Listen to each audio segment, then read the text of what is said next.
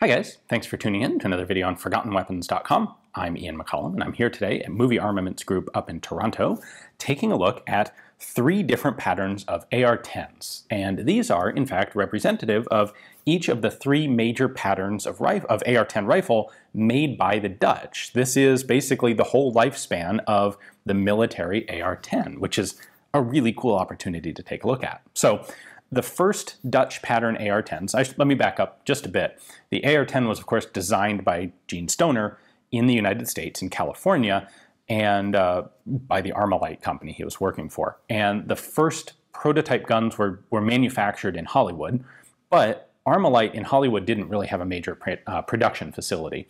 And what they ended up doing was licensing production to Artillery Inrichtingen in the Netherlands to actually produce guns in large quantities for the military contracts that they were hoping to get. So in 1958, right at the beginning, early 1958, the first Dutch production guns come off the line. The sales effort has been going since like 1957 on these guns, and production would end in 1961 when the Dutch government pulled the plug on arms manufactured by Artillery Inrichtingen. So we only have a period of about 4 years, 58, 59, 60, and 61, when they were actually producing these guns. Now, the gun it changed pattern fairly regularly, fairly constantly throughout those 4 years of production.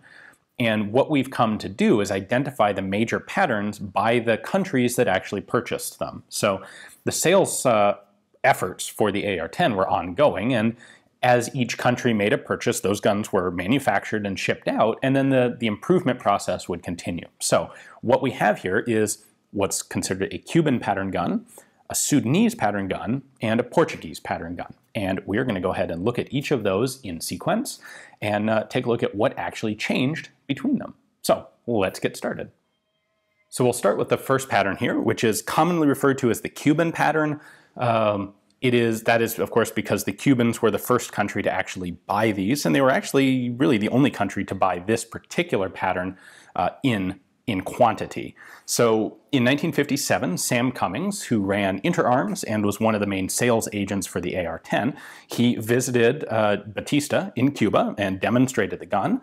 Batista, of course, was dealing with a communist rebel uprising and thought these things were awesome, and went ahead and placed an order for 100 of them, specifically for his presidential guard. Now, it took some time to actually get these guns produced.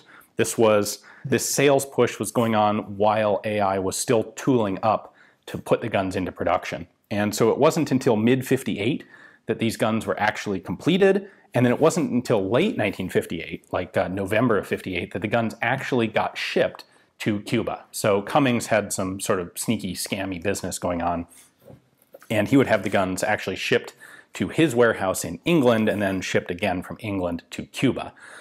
Long story. At any rate, by the time while the guns were on the water in transit to Cuba, Batista fled, and of course Castro took over power in Cuba.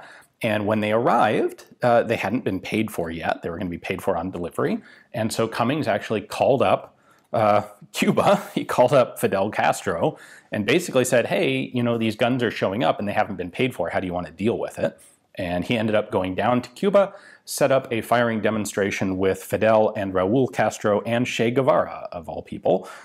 They also found these to be very nice rifles, and they agreed to pay for them, presumably with someone else's money, and were apparently actually interested in buying more of them, but then the U.S. embargo came down, and the Dutch government decided that some further sales to Cuba while under embargo were not going to happen. So in total, only 100 of these went to Cuba. However, this, of course, is number 312. This was also the early pattern of rifle, so these were trialed by a lot of other countries at that same time. I'll point out a few specific things here. If you've seen the Brownell's reproduction of these guns, you'll recognize this. They have a charging handle that sticks out the back. There is a little ball detent right here that holds the charging handle in place so that it doesn't come back when you're shooting. It is non-reciprocating and also does not function as a forward assist. The handguards on these very first pattern guns are they're suboptimal in several ways. So first of all, they're fragile. You can see that this one's had some damage to it, and that is not at all uncommon. A lot of the furniture on these early AR10s is in poor shape from a lot of use and not being all that durable in the first place. In addition, the handguard is very difficult to remove. So there is no slip ring or anything on the back here, nor is there any sort of removal device at the front up here. In order to remove the handguard, you actually have to punch out the pins holding on the front sight block and pull the muzzle device, take this off, and then you can slide the handguard off the end of the barrel. Speaking of the barrel, it is a very lightweight barrel, especially for a .308 rifle, especially at that time, and has an open 3-prong flash hider. So this is the standard. I'll hold off showing you other features because what we're going to go ahead and do is, as we go on to the other two patterns, I'll show you how they changed from this standard. So the next one up here is the Sudanese gun. In January of 1956, Sudan gained its independence from the United Kingdom and started looking for arms because they were, at that point, they had basically leftover British SMLEs, Lee Enfields, and they wanted something more substantial. They're neighbors with Egypt. Egypt was, of course, working quickly to modernize its military force, and Sudan had a bunch of internal problems that its military wanted to try and keep a handle on. So the Sudanese went looking for new small arms. They actually tried to get L1A1s, FALs, from the British, but those weren't available to them at that time. So interestingly, and this was in early 1958, when they went to talk to the British in England, they were informed that, yeah, we can't give you FALs, but you know, there's this American dealer just down the street, and maybe he's got something that he can set you up with. Well, that was Sam Cummings and his office in England. And the two Sudanese officers showed up at Sam Cummings' office, basically, and said, hey, we're here from Sudan and we're looking for guns. So he was happy to demonstrate the AR-10 to them. Sudan actually wasn't in his sales territory, in his jurisdiction, but Sam Cummings wasn't the sort of guy to let a minor issue like that get in his way. He actually ended up taking these guys up to Scandinavia to test out the guns because 7.62 NATO was not easily available in 1958 outside of military circles. Anyway, they tested the guns. They thought they were great. And this being Sudan, which wasn't exactly, you know, a representative democracy at the time, the Sudanese military was able to formally adopt the guns on a decision from one of these two generals who showed up. And they decided to order just over 2,500 guns. They requested a couple of changes. So one of them, you'll almost certainly have spotted already, a small number of the guns, somewhere between 8 and maybe 30, were ordered to be sniper versions, which have much of the carry handle trimmed off, and they have this threaded nut here and a scope mounting bracket. These were shipped with a 3x25, 3 powered by 25 millimeter optical sight. The barrels were hand-picked for being particularly accurate. There's just a tiny number of these, so that's a really cool variation to have. The standard Sudanese guns have the exact same carry handle as all of, you know, as the Cuban pattern, as all of the AR-10s would have. One little detail, the Sudanese sights are actually numbered in, I believe that's Farsi, not Latin numerals. The handguards on the Sudanese guns are the same as on the Cuban. However, the barrel changed. Well, the barrel didn't change, but its profile did. The Sudanese wanted to be able to mount a bayonet on these rifles, which is something that the Cubans did not do, that the early AR-10s didn't have a capability for. So what they ended up doing was they pinned a barrel sleeve on over the barrel. This still has the exact same very light pencil weight barrel as the first Cuban guns, but pinning this on allowed them to mount this bayonet lug, and this is actually strong enough that the Sudanese bayonets don't have a muzzle ring. They're kind of like the German K98K bayonets. They just lock onto this lug right here. So the way that you can distinguish a Sudanese gun most easily is by looking for this shroud and the bayonet lug. The muzzle brake flash hider is slightly different in that it is threaded externally for a blank firing adapter. One other visually distinctive feature on the Sudanese guns is that they requested specifically a brass disc on the stock for a unit marking.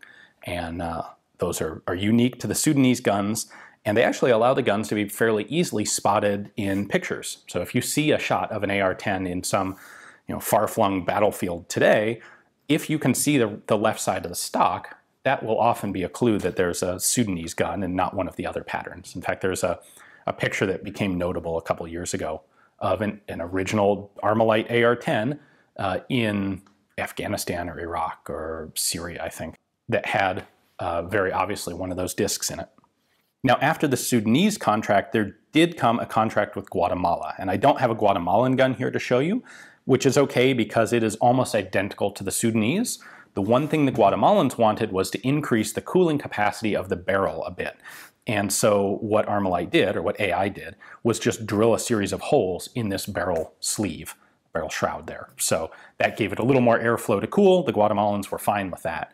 And that's how you can identify a Guatemalan gun. It's got this sleeve on it, but it's perforated. One other notable addition to the Sudanese guns was this white dot above the aperture there. That was filled with a luminous, probably radium, paint to act as a night sight. A similar dot was put on the front sight tower just below the front sight here, giving these guns at least rudimentary night sights. And that is going to bring us to the final and most highly developed pattern of the AR-10, and that's the Portuguese gun. Now, before Portugal actually made this contract for AR-10s, the big thing that AI tried to get was a Dutch contract. The Dutch military was looking for a new rifle at this point, and it seemed like a really obvious kind of a shoe-in for a sale, for a Dutch company to sell the most modern, the best new combat rifle to the Dutch military. Well, they put in a lot of work, and they made a bunch of changes to the design to make the gun more robust and more practical and better. And these all fall under the heading of transitional guns. There are not very many of them out there. They were never made for a large contract, and unfortunately for Armalite and AI, the Dutch government ended up adopting the FAL instead of the AR-10. However, the changes that were made to try and make the guns more suitable for Dutch trials stuck around, and that is what was actually produced for the Portuguese contract. So we can see all these changes in the Portuguese guns, and that's of course what we have here. A bunch of changes here. So let's start at the back. The furniture composition was actually changed to make it stronger. The sling swivel on the rear was moved from the bottom of the buttstock to the side. So there's our Cuban, there's our Portuguese. A rubber butt plate was added. That replaced the metal butt plate with a cleaning kit storage area on the earlier guns. Interestingly, the selector settings were changed to be safe, semi-auto, full auto, where on previous guns, on this Cuban, for example, we have safe in the center, full in the front, and semi in the back. So they swapped around that. This is actually a change that would happen in the United States to the very early AR-15s. In the US, this was done because if you were crawling with this gun, and say carrying it like this with your right hand and dragging it on the ground, as you dragged the gun forward, you could very easily push the selector switch backwards. On this pattern, that now points it to safe. On the American guns, on the early M16s that had that early type of selector set up like this, you push that to the back and now it's set to full auto. And if you then catch something in the trigger while you're crawling, you get a burst of fire going downrange. And that actually happened in one American trial and directly led to the changing of the selector setup. So some people think that that's there just because it's now very ergonomic to flip from safe to semi. Yeah, and actually that wasn't why they did it. But moving on, let's see, if we take a look up here, the charging handle has been substantially changed. So this is now, in order to use the charging handle, you have to push it down. When it's down, it engages positively in the bolt and can act to either pull the bolt forward or pull the bolt back or push it forward. This is also now a two-piece telescoping charging handle, so it does not protrude out the back of the receiver, and the lower receiver has been changed just slightly to fully encapsulate the back end. On the early guns, you can see that this is open, and it has to be, so that the charging handle, I can do this one-handed, there we go, so the charging handle can come back. Once you have this collapsing telescoping charging handle, that's no longer an issue. This, by the way, is why semi-auto lower receivers for AR10s are not necessarily interchangeable, or this is one of the reasons why they're not necessarily interchangeable between early and late parts kits. Early AR10s are serialized right down here.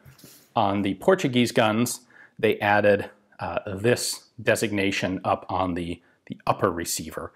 The Portuguese actually formally adopted this as the M961, standing for 1961. They formally adopted it in 1960. First deliveries, deliveries were in 1961. And they wanted to, this was supposed to be a rifle for the entire Portuguese military, but the Dutch government cut off AI's production before that was possible. So in Portuguese service, the AR10 ended up being limited to use by basically elite paratrooper units. We can also see a change to the bolt release lever. So the top here is the bolt release, and the bottom allows you to lock the bolt open without a magazine.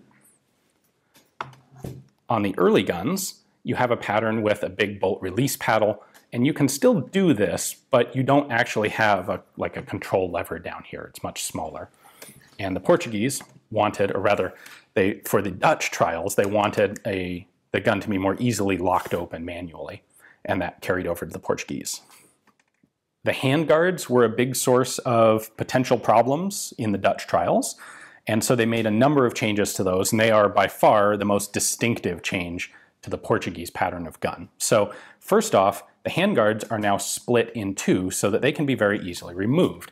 There is a threaded ring back here, and if you unscrew that, like so, you now have two pieces of handguard that come out. Now, this particular handguard is a rather rare variant that is cut with these slots for bipod legs. The bipod up here, right there, just clamps onto the barrel. So the bipod's not a permanent piece, it just clamps on. But it requires special handguards that have cutouts for it to fold up into. The standard Portuguese guns worked this same way, but they didn't have bipods.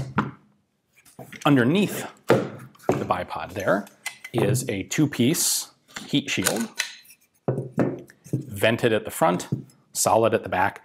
This is a bit more substantial of a heat shield than was in the handguards of the early guns. And the Portuguese barrel is substantially heavier as well to make the gun, so that it takes longer to heat up, make it more durable, more resistant to extended firing. We have a number of additional changes up here at the front. So the pattern of the flash hider has changed. This has been turned into a pretty much standard grenade launching style of spigot. There is a bayonet lug located on the top of that grenade launching spigot here. We also have this lug right here, which allows the mounting of a little clip-on grenade launcher sight, which just sits up here in front, behind the rear sight tower, to give you proper ranges for firing grenades. There's a quick view of that clamp-on bipod. Like I said, that's an extra accessory that in theory could be added to any gun as long as you also got the handguards with the bipod cutouts. And then the Portuguese pattern guns also have an adjustable gas regulator. So you can just use the tip of a cartridge. Normally, of course, you'd use a 7.62. I have a dummy 223 here, but you push down this little plunger, and then you can rotate this guy through 3 different positions. There we go. To whichever gas setting is most suitable. That's the outside, but we're not quite done yet. There are a number of internal changes. Here in the fire control groups, we have our Portuguese on the bottom and our Cuban on the top. Now this has been converted to semi-auto only, so this isn't an entirely correct fire control group, but if you look just above the hammer here, you can see an additional spring that doesn't exist on this gun. And that was added specifically during the Dutch trials and then to the Portuguese pattern guns in order to basically to increase the force of the hammer when it falls, which made it more reliable to fire.